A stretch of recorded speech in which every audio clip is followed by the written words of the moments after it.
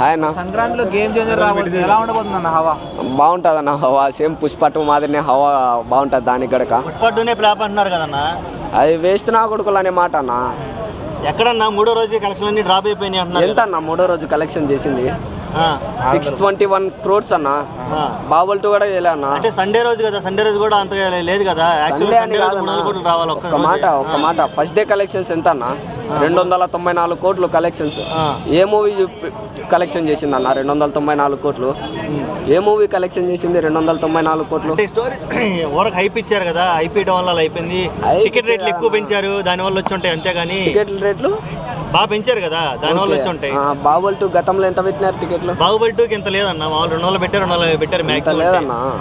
అంటే బ్లాక్ లో కొనుక్కున్న వాళ్ళు రేట్లు వేరు, అఫీషియల్ గా వాళ్ళు అమ్మలేదు. చాలా మంది అమ్మారన్న, కొన్ని చోట్ల అమ్మారన్న బాహుబలి 2. ఏం నచ్చింది పుష్ప 2లో? పుష్ప 2లో ఏం నచ్చింది నీకు? సినిమా మొత్తం నచ్చిందన్న. ఏముంది స్టోరీ అసలు? ఏంది పుష్ప 2లో స్టోరీ? నువ్వు చూసావా సినిమా? చెప్పు, నువ్వు చెప్పు. నువ్వు చూసావా అంటున్నా సినిమా? చూసా. నీకేం నచ్చలేదు చెప్పు స్టోరీ. నాకు నచ్చిందా నచ్చలేదు కాదు, నీకేం నచ్చలేదు చెప్పు. ఆడియన్స్ చెప్పేది. ఇప్పుడు ఆ జాతర సీన్ ఒకటే బాగుంది, స్టోరీలో ఎక్కడ కన్సిస్టెన్సీ లేదు. ఆల్రెడీ పెద్దోడు అయ్యాడు, అక్కడి నుంచి ఇంకేమయ్యాడు? ఫస్ట్ హాఫ్ లో ఏం జరిగింది? సీఎం కి ఓన్లీ సీఎం దగ్గర ఫోటో దిగటం, ఈయన్ని సీఎం చేయటం ఫస్ట్ హాఫ్. సెకండ్ హాఫ్ లో పిల్లని ఎత్తకపోవడం, పిల్లని కాపాడటం, అంత మించి ఇంకేముంది సినిమాలో చెప్పు. మీరేం వర్క్ చేస్తారన్న? ఇదే జనాల అభిప్రాయాన్ని మళ్ళీ ఇంకో అభిప్రాయం తీసుకుంటాం. ఒక సినిమాని తీసి మీరు చూపించండి సినిమాని. అంటే ప్రశ్న సమాధానం కాదు, అలా స్టోరీ ఏం లేదు, ఏం తీయలేదు అది అన్నారు కదా. ఒక హాఫ్ అన్ అవర్ స్టోరీ రాసుకొని మీరు తీయండి, మీరు ఎట్లా తీస్తారో చూద్దాం. మీరు ఇప్పుడు డైరెక్షన్ గురించి తెలియని వాళ్ళు కనుక సినిమాలో ఏముందని మాట్లాడతారు. అదే ఒకసారి మీరు సినిమా తీసి చూపించండి, ఒకసారి ఎట్టుంటుందో సినిమా చూస్తాం. మేము కూడా చూస్తాం కదా మీరు ఎంత గ్రేట్ గా తీశారో సినిమాని. ఇప్పుడు డైరెక్టర్గా పనికి రాని వాళ్ళు కనుక సినిమా గురించి మాట్లాడతారు, యాక్టింగ్కి పనికి రాని వాళ్ళు కనుక వాళ్ళ యాక్టింగ్ బాగాలేదు అది అని మాట్లాడతారు.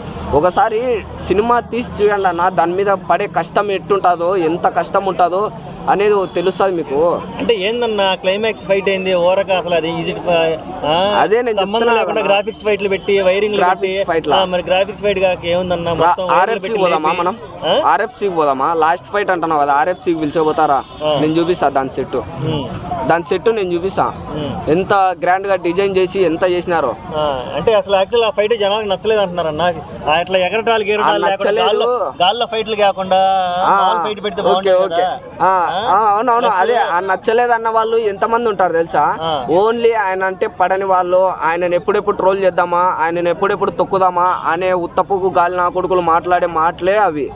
ఆయనంటే పడని వాళ్ళు మాత్రమే ఆ మాటలు అంటారు. గ్రాఫిక్స్ సినిమా చెత్తగా ఉంది అది కానీ కాదు. ఇప్పుడు గ్రాఫిక్స్ అది ప్రతి ఒక్క మూవీలో ఉంటాయి, గ్రాఫిక్స్ అనేది అదే ఆ ఓవర్ మాట్లాడతారు.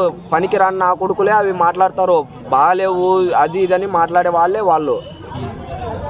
ఓకే, పుష్ప 3 ఎక్స్పెక్ట్ చేస్తున్నావు? అసలు అవసరం లేదు, వస్తుంది. ఎక్స్పెక్ట్ ఏముంది దాంట్లో?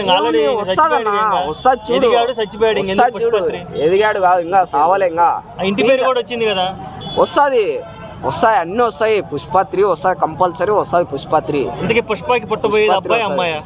అది నేనే డాక్టర్ని కాదు కదా, లాజిక్ ఉంది అక్కడ. అందుకని ఆయన అంటే జాతర సీన్ లో ఆయన అమ్మాయి పుట్టాలని కోరుకుంటాడు. మళ్ళా చెప్పలేం, పార్ట్ 3లో మొత్తం తెలుస్తుంది. పార్ట్ 3లో అదే సినిమాలో క్లైమాక్స్ లో